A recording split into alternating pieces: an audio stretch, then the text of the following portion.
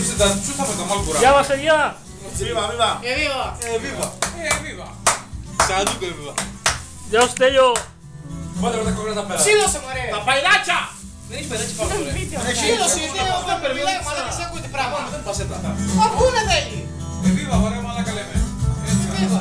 Viva το καλό. Όχι τσαπολί, όχι τσαπολί, όχι τσαπολί.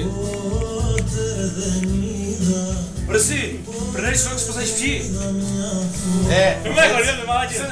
Για να το μοσικοπουλήσω είπρα μάλλον. Τέλειο. Άκου Μανώλη, άκου, 250 ευρώ το πουλό. Τέλειο. Πάει κι άλλο.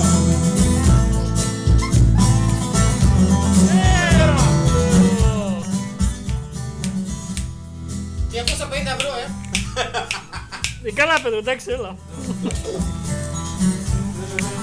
Κοίτα όλα τα πώς. Βάλε μωρέ πετσίνα. Είμαι σίγουρος ότι αυτό ήταν στο YouTube, στο YouTube αύριο. Άμα θες. Όχι, δεν έχει. Ναι. Αφού είπε όλοι ο Πεσίνος, ναι. Γεια σου Μανώλη. Εμένα με παίζει, να με παίζει. Γεια σου Μανώλη. Μανώλη, βλέπω την Γεια σου, κάμερα. γεια. Βλέπω την κάμερα του Ζάκη. Δεν σου κάνω πλάκα. Δώσ' τα 150 ευρώ. Έλα σου λέω. Αντικριστία σαν τη Γιώργη Μπετζόλης. Σύντεκνε. Βίντεο, παίρνεις βίντεο. Έλα, σιγά. Κούπα. Κούπα. Κούπα. ρε, πούς κολλάς. Κολλώσει. Ποιο το αποκολώσει. Γεια σου ρε Αντώνα ρε. Σιγά. Είσαι καλά.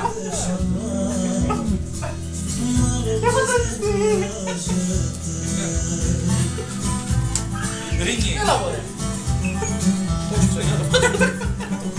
Τι άπαθες. Ξαγεί γιατί.